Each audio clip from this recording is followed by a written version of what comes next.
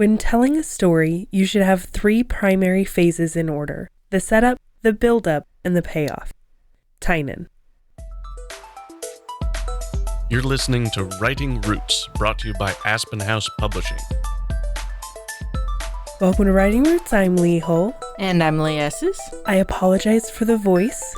I've been sick for the weekend, and recording's going to be interesting. Tell you what, you're not allowed to get sick ever again. I would hope that works, because I really hate this.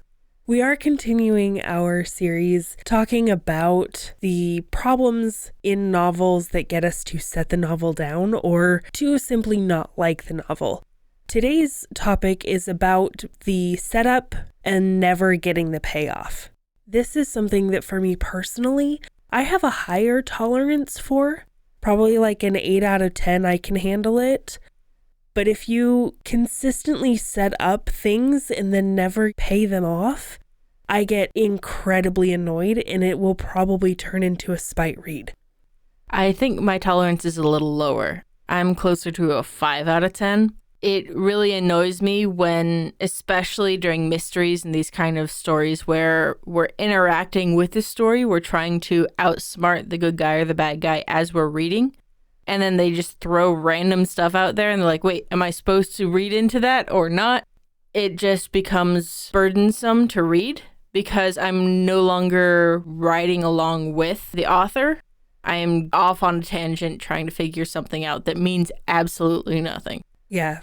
For me, I think that tolerance comes from having a storyteller like Brandon Sanderson as my favorite author because he has a lot of long-term build-up. So I have a high tolerance so long as I can see the breadcrumbs along the way in the story saying, okay, we are going to address this, but later. Like there will be a payoff sometime. And I think exactly what you said, a lot of this comes down to trust and faith in the author. So especially with a new author, I just don't have that faith. You have a lot of faith in Sanderson to pay off any of these buildups that he establishes. Because I know how much attention he pays to those small fine details that sometimes I don't notice until my second or third read. So what is this build-up without a payoff? One of the biggest problems with it is that it's distracting. Like you were saying in a mystery, it's more than just having red herrings. It's having things show up that you're not sure should be relevant or not. Another thing is it often feels like filler. People are just putting in these moments that we as readers think is going to go somewhere, that something's going to happen when we hear that he lost his mom and can't find her anymore. Okay, well, since they mentioned that, we think something's going to happen with it when it's just meant to be backstory. These moments start to feel more like filler just to have some content and not necessarily something that's going to pay off. It feels like drama for the sake of drama. Something else that's really common to have for this setup without ever having a payoff is a misleading beginning. I kind of look at the Sanderson's Alcatraz series for this, because in the first book, there is kind of a misleading beginning where he says, so there I was tied to an altar made of outdated encyclopedias about to be sacrificed by evil librarians. Which is a fantastic beginning, but that never gets paid off until, I can't remember if it's at the end of that book or like another couple books later that it finally happens. This is something that most authors want to avoid. The only reason Sanderson can get away with it is because it's Sanderson, and he does a good job of writing that omniscient narrative where the main character is telling the tale of his life from way before, and he keeps bringing that particular moment up throughout until it finally happens. Another thing a build-up without a payoff can lead to is unfulfilled promises. And that goes hand in hand with the misleading beginnings, where we think that something is about to happen and nothing ever does. So we're told that there's a bomb that needs to be disarmed in the super spy hangout spot. And then we find out after the fact that, oh yeah, Agent 6 disarmed it, nothing to worry about there. This particular point is where my tolerance ends, is the unfulfilled promises. If you keep promising things and it never happens, It completely turns me off for a book. This is one reason why I really hated Breaking Dawn. Even back when I was a Twilight fan, there was a dark time in my life that I liked those books.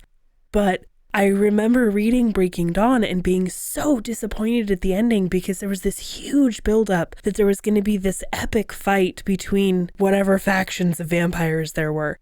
And then there wasn't at all. Like, absolutely the best example of the worst unfulfilled promise. Now, there are some moments where you can have this build up and it pays off in a different way than people expect. One of the things that's tolerable and no longer a red flag is when the outcome isn't like how we expected, but there is still an outcome. There is a payoff. But Carl Fredricksen doesn't get to Paradise Falls. He learns something new and better about himself along the way. I'm sorry to bring up Twilight again, but I think this is one way where the movies actually did better than the books, and that's not saying much because the movies are trash. But they were able to pull off that different outcome in the ending because they actually showed what the vision was that stopped that big battle that was supposed to happen. So they showed that battle and then went back to the actual present time, and the guy was like, oh, maybe we won't do this. This won't end well for us. Another thing that isn't a red flag is if there's a buildup and the payoff isn't immediate. That's okay. We're good with that so long as there is a payoff eventually. And if you are going to play that long game, make sure that there are breadcrumbs along the way. Don't forget about it. If you have to leave a note for yourself, leave a note for yourself. But that's what helps keep the reader tied to that particular point. And don't forget that this is not exclusive to the suspense and mystery books. You can have that setup and that payoff no matter what genre you're writing. Which means the crime can also be committed by romance authors. If at the very beginning of the book you have her wondering if she's pregnant and then never reference it again, it's going to diminish the enjoyment and the value of the book. The biggest reason why this is a problem is that I think that it shows the author isn't paying attention to their own story. I think this is probably a crime committed more often by pantsers.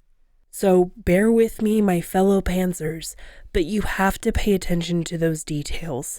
This is why the rewriting, the re-editing is so important, so that you can find those things that may end up being setups without payoffs.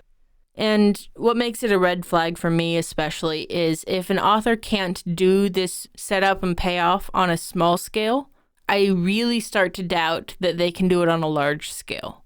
That it would be worth my time to finish the book. Because if there's not little payoffs along the way for whatever you're setting up, then I will assume you don't have the skill at all to complete the book. How do you fix this problem if this is something that you find yourself doing? I'm sorry, pantsers, but one of the easiest ways to fix this is by plotting. When I plot, I have my outline in the same Word document or same Google Doc as my wall of text. This is mostly for Nano when I have to type instead of handwrite. I will put in my outline an insert as I'm writing. Oh, I put a little foothold here. I need to pay it off at this point down the line. I know how I'm going to pay it off when I put the foothold in. So even if you don't actually go out and plot an outline, as you're writing, you need to be making those notes to yourself. Have a notebook, have a separate Google Doc or whatever. Somewhere where you can make those notes of things that you need to bring back and resolve later. And of course, if you are in your editing process and you come across this, or a beta reader says, well, what about the fact that she's pregnant? Where did that come from? An easy fix for this is to add a scene or integrate it into another scene where one of the characters goes, oh yeah, false alarm, whatever. Have any kind of payoff. If it's something like that where it was a throwaway line, put it really close to the throwaway line so we aren't building all of this emotional investment throughout the book for something that's nothing.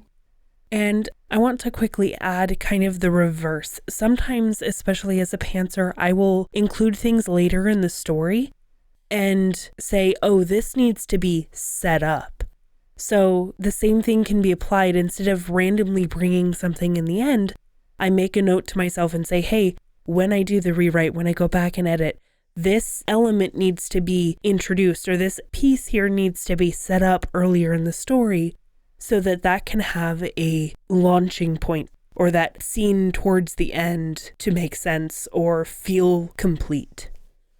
And I feel like that's a huge part of the skill of an author, is recognizing these moments that are only a build-up or only a payoff, and then recognizing which one it is, because your solutions will happen before or after that moment. Having the payoffs is really satisfying as a reader, because if I was paying attention to the story and all of these things that I took a mental note of along the way are getting answered, all of those questions are getting resolved, then I feel way more attached to the book.